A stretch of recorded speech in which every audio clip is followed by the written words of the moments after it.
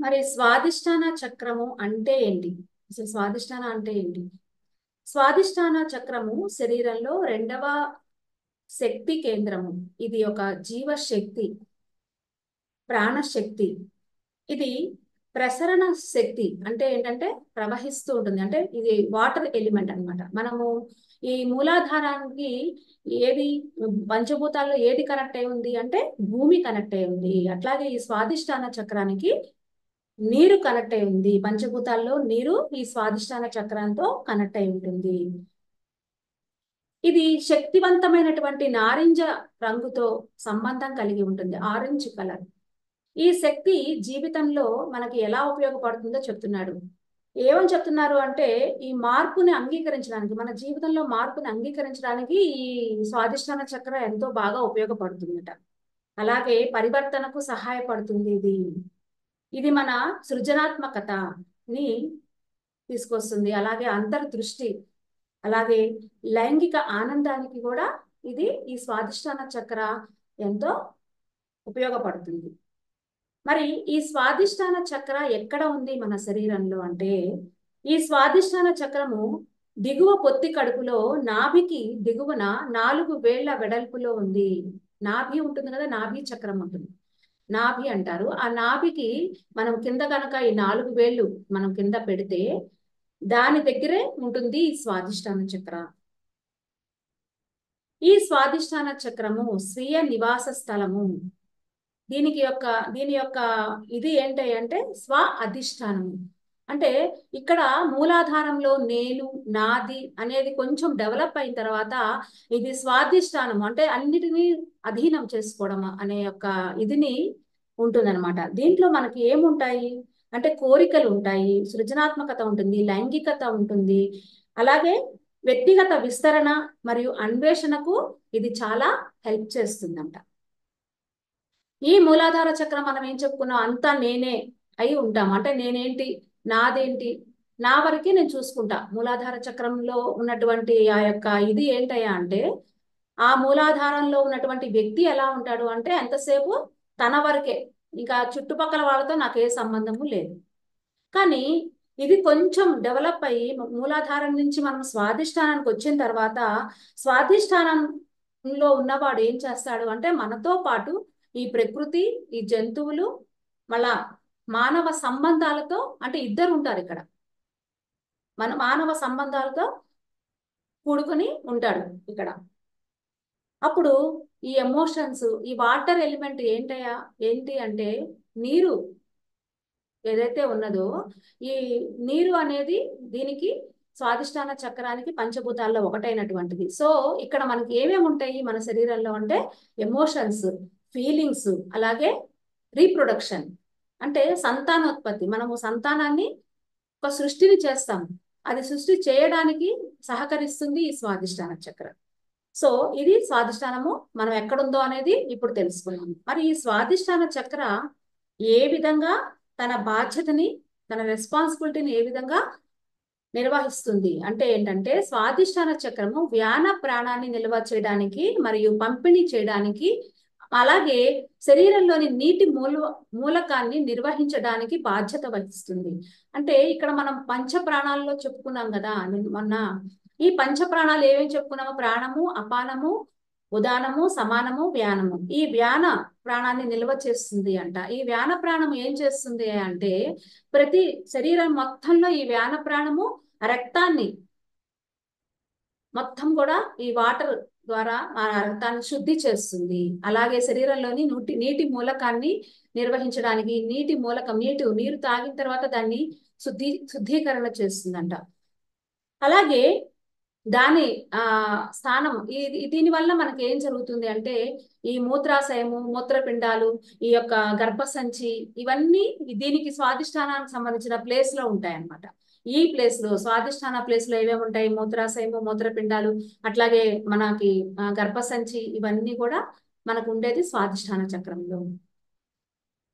ఈ అవయవాలతో దగ్గర సంబంధం కూడుకొని ఉంటుంది. కొన్ని అవయవాలు మన శరీరంలో ఒక్కొక్క చక్రానికి సంబంధించిందై ఉంటుందన్నమాట.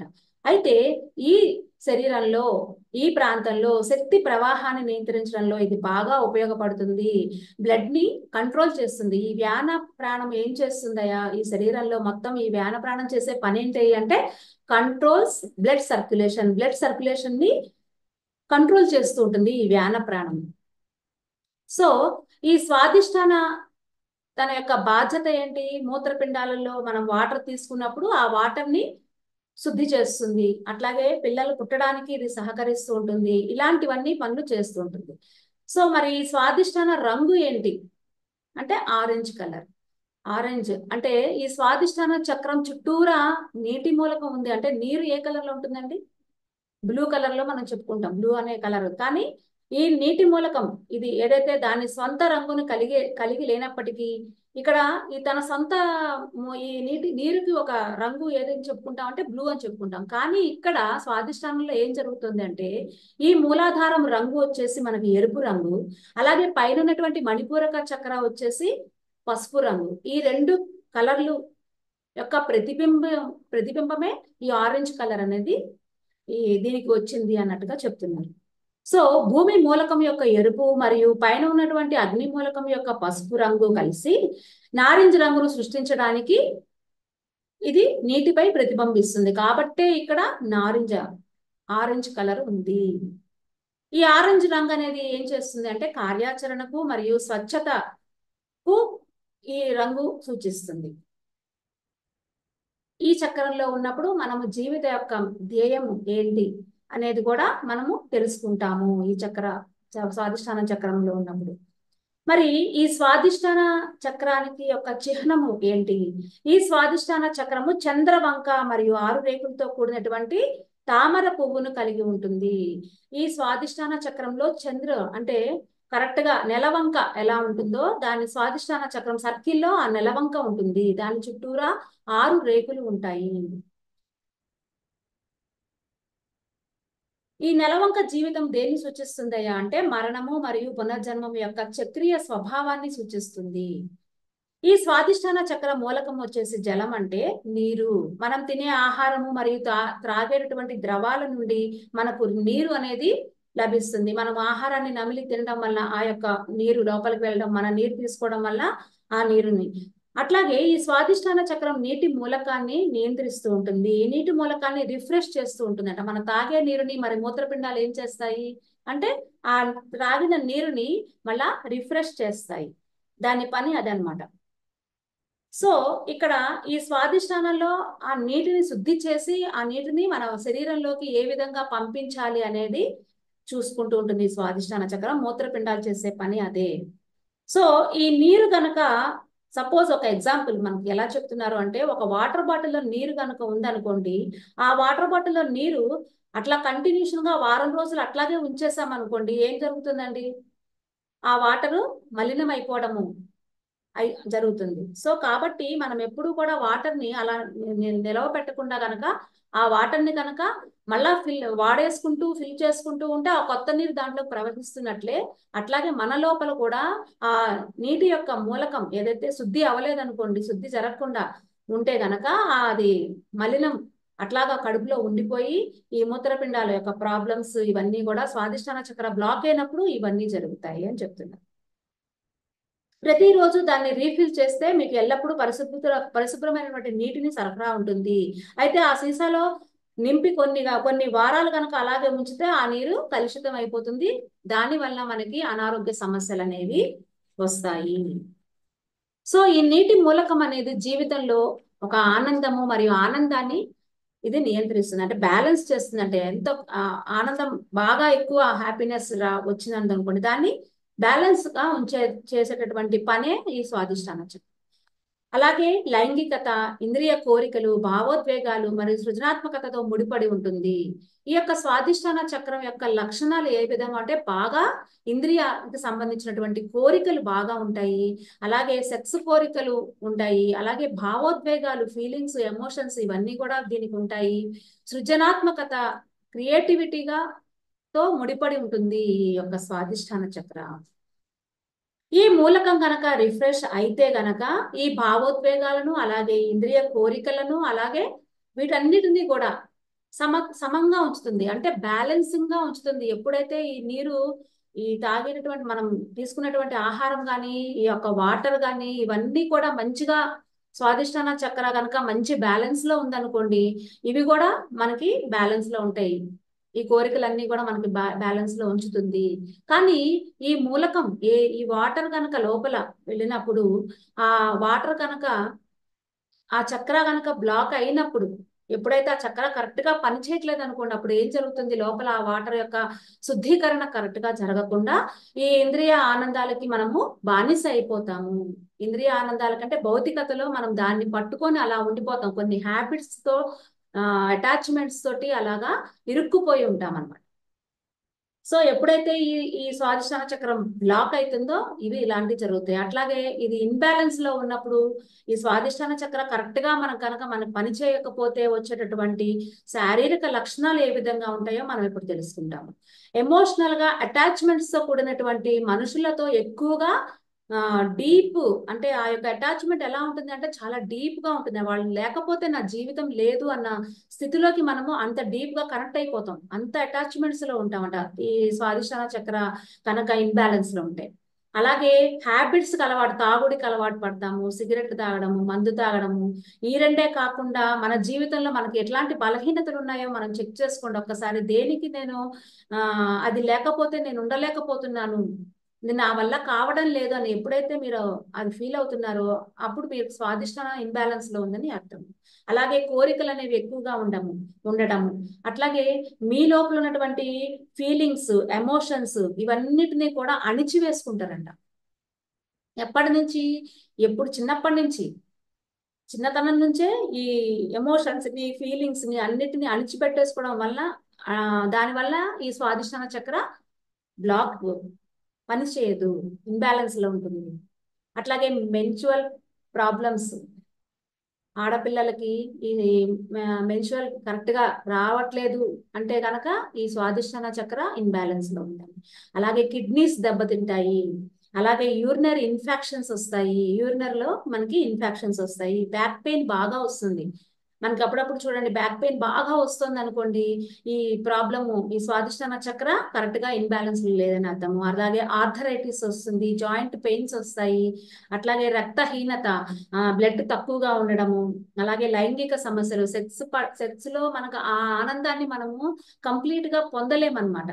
అట్లా సంతానం కలగకపోవడం, కొంతమందికి చూడండి పిల్లలు కలగడం లేదు మాకు అంటారు, దానికి కూడా ఈ స్వాదిష్టాన చక్ర ఇన్బ్యాలెన్స్ లో ఉండడం వల్ల ఈ ప్రాబ్లం వస్తుంది. అలాగే చికాకు ఎక్కువగా ఉంటుంది, చిరాగ్గా ఉంటాం మనం ఎప్పుడు కూడా. అలాగే సృజనాత్మకత లేకపోవడం, ఒక క్రియేటివిటీ అనేది అసలు జీవితంలో లేకపోవడం, అతి సున్నితంగా అయిపోవడం, చాలా సెన్సిటివ్. ఒకటి ఏదన్నా ఎమోషనల్ గా ఏదైనా వచ్చేసింది అంటే అక్కడ బాగా సెన్సిటివ్ అయిపోయి డిప్రెషన్ లోకి వెళ్ళిపోయే ఛాన్సెస్ ఎక్కువ ఉంటాయి. అలాగే ఆ మానవ సంబంధాలపై నియంత్రణ అనేది కోల్పోవడము, ఈ యొక్క సెక్స్ పట్ల ఆలోచనలు ఎక్కువగా వచ్చేస్తూ ఉండము, డిప్రెషన్ లోకి డీప్ గా ఉన్నప్పుడు డిప్రెషన్ లోకి వెళ్ళిపోవడం, ఇవన్నీ ఈ యొక్క స్వాదిష్టాన చక్రానికి సంబంధించిన ఇన్బ్యాలెన్స్ లో ఉన్నప్పుడు ఇలాంటివన్నీ ఉన్నాయి. సో మరి ఇది బ్యాలెన్స్ చేసుకోవడం, ఇది బ్యాలెన్స్ అయితే మనం ఎలా ఉంటాము, మన జీవితంలో ఎలా ఉంటాము అంటే, ప్రతి ఒక్కరిలో కూడా మనల్ని మనం చూసుకుంటాము. ఎదుటి ఉన్న వ్యక్తిని కూడా నీ లోపల నువ్వెలా ఉంటున్నావో నీలాగనే ఆ వ్యక్తిని కూడా అలాగే చూసుకుంటావు, చాలా ప్రేమతత్వంగా ఉంటావు, వాళ్ళతో కలిసిపోతావు, అంటి ముట్టినట్టు ఉండడం అనమాట. క్రియేటివిటీగా ఉండడము, జాయ్గా ఉండడము, హెల్తీగా ఉండడము, సెక్స్ లైఫ్ ని బాగా ఎంజాయ్ చేయడము, అలాగే పేషెన్స్, సహనము బాగా మంచిగా ఉండడం, ఇలాంటివన్నీ బ్యాలెన్స్ గా ఉన్నప్పుడు ఈ లక్షణాలన్నీ మనకి స్వాదిష్టాన చక్రంలో ఉంటాయి. సో ఇక్కడ మనకి స్వాదిష్టాన చక్రంలో మనకి ఎమోషన్స్ ఏవైతే ఉన్నాయో, మనకి ఈ పిల్లలు పుట్టడానికి ఏవైతే మనం గర్భసంచి ఉంటుందో, ఈ గర్భసంచి చిన్నప్పటి నుంచి మనం పిల్లలకు చూడండి, కొత్తగా అంటే పెళ్లి కాని వాళ్ళు ఎవరైతే ఉన్నారో వాళ్ళందరి లోపల కూడా కొన్ని ఫీలింగ్స్ ఉంటాయి, కొన్ని ఎమోషన్స్ ఉంటాయి. ఆ పేరెంట్స్ ఏం చేస్తున్నారు, మన పెద్దవాళ్ళు ఏం చేస్తున్నారు అంటే ఆ పిల్లల దగ్గర ఆ కనెక్టివిటీలో ఉండట్లే. పిల్లలతో కలిసి వాళ్ళతో కూర్చొని వాళ్ళతో మాట్లాడడం జరగకపోవడం తోటి ఇప్పుడు ఎక్కువగా థైరాయిడ్ ప్రాబ్లమ్స్, పిసిఓడి ప్రాబ్లమ్స్, ఇంకా చాలా ఏవేవో వస్తున్నాయండి. ఎందుకు ఇప్పుడు పిల్లల్లో తొందరగా మెచ్యూర్ అవుతున్నారు పిల్లలు. 11, 10 ఇయర్స్, 9 ఇయర్స్కే మెచ్యూర్ అవ్వడము, వాళ్ళకి ఎమోషన్స్, ఫీలింగ్స్ అన్నిటినీ కూడా పేరెంట్స్ తోటి చెప్పుకోలేక వాళ్ళ లోపల సప్రెస్ చేసేసుకుంటారు 9 ఇయర్స్కే, 10 ఇయర్స్కే. ఎందుకు అంటే వాళ్ళు పుట్టిన దగ్గర నుంచి కూడా మీకు అసలు ఏమీ తెలియదు, మీ చిన్న పిల్లల్ని పిల్లల్లాగానే చూస్తూ ఉంటారు, వాళ్ళని అసలు పట్టించుకోరు. సో వీళ్ళు ఎలా ఉంటారు ఈ పేరెంట్స్ అంటే, వాళ్ళ ఫాదర్ ఎలా ఉంటారంటే డబ్బు సంపాదన, వీళ్ళ కోసం ఏదైనా డబ్బు సంపాదించాలి, వీళ్ళ కోసం ఏదైనా కూడబెట్టాలి, అలాంటి భావాలతోటి ఫాదర్స్ ఉంటే, మదర్స్ ఎక్కువగా వాళ్ళ లోపల ఉన్నటువంటి ఎమోషన్స్ ఏవైతే ఉంటాయో వాళ్ళని, ఆ ఎమోషన్స్ ని, ఆ ఫీలింగ్స్ ని చిన్నపిల్లల మీద వాళ్ళకి చూపించేస్తూ ఉంటారు. వాళ్ళ యొక్క కోపాన్ని పిల్లల మీద చూపించేస్తూ ఉంటారు, పిల్లల్ని కొట్టేస్తూ ఉంటారు, ఆ సహనం ఉండదు వీళ్ళకి కూడా. దాంతో ఈ పిల్లలు ఏమైపోతున్నారంటే చిన్నప్పటి నుంచే సప్రెస్ పెట్టేసుకుంటారు. ఆ ఎమోషన్స్ అన్ని లోపల, పేరెంట్స్ కూడా చెప్పలేని ఎమోషన్స్ ని వాళ్ళ లోపల పెట్టేసుకుంటున్నారు. దీని వల్ల ఆ స్వాదిష్టన బ్లాక్ అయిపోతుంది. మనకి తెలియకుండానే మనం పిల్లల్ని ఎలా పెంచాలి, అసలు వాళ్ళతో కమ్యూనికేట్ ఎలా చేయాలి, వాళ్ళని ఎలా కూర్చోవాలి, నీకేం తెలియదు అని మనము వాళ్ళకు ఒక మాట అనేస్తాము, వాళ్ళని ఇసుక్కుంటూ ఉంటాము, ఇవన్నీ చేస్తుంటాం. కాదు, మనము పిల్లలతోటి కొంత టైం ని మనం ఎందుకు స్పెండ్ చేయలేకపోతున్నాం, వాళ్ళతో ఎందుకు కమ్యూనికేట్ చేయలేకపోతున్నాం, ఎందుకు ఇప్పుడు 18 ఇయర్స్ పిల్లల దగ్గర నుంచి 25 ఇయర్స్ వరకు వాళ్ళు ఎందుకు సూసైడ్ చేసుకునే పరిస్థితులు ఎందుకు వస్తున్నాయి అంటే, మనం వాళ్ళతోటి కమ్యూనికేట్ చేయలేక, వాళ్ళు ఎమోషన్స్ ని, ఫీలింగ్స్ ని సప్రెస్ చేసేసుకొని ఆ ఏది చెప్పలేక సూసైడ్ చేసేసుకుంటున్నారు. పైగా వాళ్ళ మీద మనం ఎలా ఉంటున్నాము అంటే, పక్క పిల్లలతోటి మనం ఎప్పుడు కూడా పోలుస్తూ ఉంటాం. పక్క వాళ్ళతోటి మనం పిల్లల్ని ఎక్కువగా పోలుస్తాం. అది చాలా రాంగ్ అండి. అది మనం ఎవరిని కూడా ఎవరితో పోల్చకూడదు. ఎప్పుడైతే మనం పోలుస్తూ ఉంటామో అప్పుడు ఆ పిల్లల్లో ఒక ఇన్ఫీరియారిటీ వచ్చేస్తుంటుంది. నేనంటే ఇష్టం లేదు, నేనంటే వాళ్ళకి చదువుల పట్ల కూడా ఇప్పుడు 99% రాలేదని, ఎగ్జామ్స్ లో కరెక్ట్ గా మార్కులు రావట్లేదని వీళ్ళ యొక్క కోరికల్ని వాళ్ళ మీద రుద్దేస్తూ ఉంటారు పేరెంట్స్. వీళ్ళకి ఏదో అవ్వాలని ఉంటుంది, ఇంజనీరింగ్ అవ్వాలనో ఇంకోటి ఏదో అవ్వాలనో. వాళ్ళకి అలాంటి ఉండదు, వాళ్ళకి అది చదవాలని ఉండదు, వాళ్ళు చదువు అంటేనే ఇష్టం ఉండదు కొంతమందికి. కానీ బలవంతంగా చదువుతూ ఉంటారు. కానీ వాళ్ళని మనము కూర్చోబెట్టి నీకేం చేయాలనిపిస్తుంది, ఏమి దేంట్లో ఇంట్రెస్ట్ ఉంది అనేది మనం వాళ్ళతో కూర్చొని కనుక మాట్లాడితే, ఇలాంటి సూసైడ్స్ ఏవైతే మనకు జరుగుతున్నాయో ఇవన్నీ కూడా ఈ పేరెంట్స్ వల్లనే జరుగుతున్నాయి. సో ఈ స్వాదిష్టాన చక్రానికి వచ్చేసరికి సప్రెస్ చేసుకున్నటువంటివి అన్నీ కూడా రిలీజ్ అవ్వట్లేదు. అక్కడే వాళ్ళకి బ్లాక్స్ వచ్చేస్తున్నాయి, చిన్నప్పుడే వచ్చేస్తున్నాయి చిన్నపిల్లలకి. సో అక్కడి నుంచి పెరిగి పెరిగి పెరిగి పెరిగి అదే డిప్రెషన్ లో ఉండిపోతూ ఫీలింగ్స్ ని బయట పెట్టుకోలేక, ఇప్పటికి కూడా చూడండి, మనం చాలా చిన్నప్పుడు మనం ఏదైతే చేయలేకపోయామో, ఏదైతే అవ్వలేకపోయామో అవన్నీ సప్రెస్ చేసేసుకుని ఉంచేసుకున్నాం కాబట్టే మన లోపల ఫీలింగ్స్ ని, వాటిని ఏది చెప్పకుండా మనం లోపల పెట్టేసుకొని మనం జీవితాన్ని జీవించడం లేదు, బతుకుతున్నాం అంతే. ఏదో తింటున్నాం, వండుకుంటున్నాం, తింటున్నాం, మన జీవితం అలా బతుకుతున్నట్టుగానే ఉంది, కానీ ఎక్కడ జీవం లేదు. ఈ జీవం ఉండాలి అంటే గనక, ఒక క్రియేటివిటీగా మనం ఉండాలి అంటే మన లోపల ఉన్నటువంటి ఆ యొక్క ఆ ఫీలింగ్స్, ఆ సప్రెషన్స్, ఇవన్నీ కూడా మనము బయటికి రిలీజ్ చేయాలి. రిలీజ్ చేసేసేయండి. కొంతమందికి బాగా ఏడుపు వచ్చేస్తూ ఉంటుంది. ఏదైనా కొన్ని చూడండి, కొన్ని కొన్ని సినిమాలు మనం చూస్తూ ఉంటే ఆటోమేటిక్ గా మన లోపల నుంచి ఏడుపు అనేది తన్నుకుంటూ వచ్చేస్తుంది. ఎందుకు అంటే ఆ సప్రెస్ అయ్యి ఉన్నాయి, లోపల ఉన్నవన్నీ ఆ కళ్ళమ్మ నీళ్ళు వచ్చేస్తూ ఉంటాయి.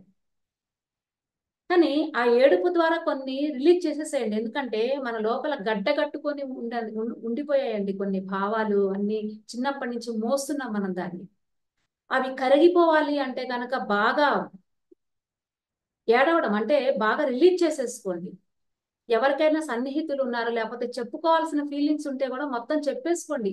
ఏం పర్వాలేదు, ఎవరు ఏమనుకున్నా మనకు అవసరం లేదు. మన లోపల ఉన్న దాన్ని మనం చెప్పేసుకొని రిలీజ్ చేసుకున్నాం అనుకోండి, అప్పుడు కదా మనకి మొత్తం ఆ గడ్డ కట్టుకున్నదంతా కరగాలి. ఎప్పటి నుంచో ఉన్నాయి ఆ లోపల, సప్రెస్ చేసుకుని ఉంచుకున్నాం, అవన్నిటిని నేను రిలీజ్ చేసేసుకో. ఏడుస్తూ రిలీజ్ చేసుకుంటావా, లేకపోతే నీకు ఎలా అనిపిస్తుంది దాన్ని ఎలా రిలీజ్ చేసుకోవాలి చెప్పుకొని రిలీజ్ చేసుకుంటావా, అవన్నీ రిలీజ్ చేసుకోకపోతే స్వాదిష్టాన బ్లాక్ అంతే.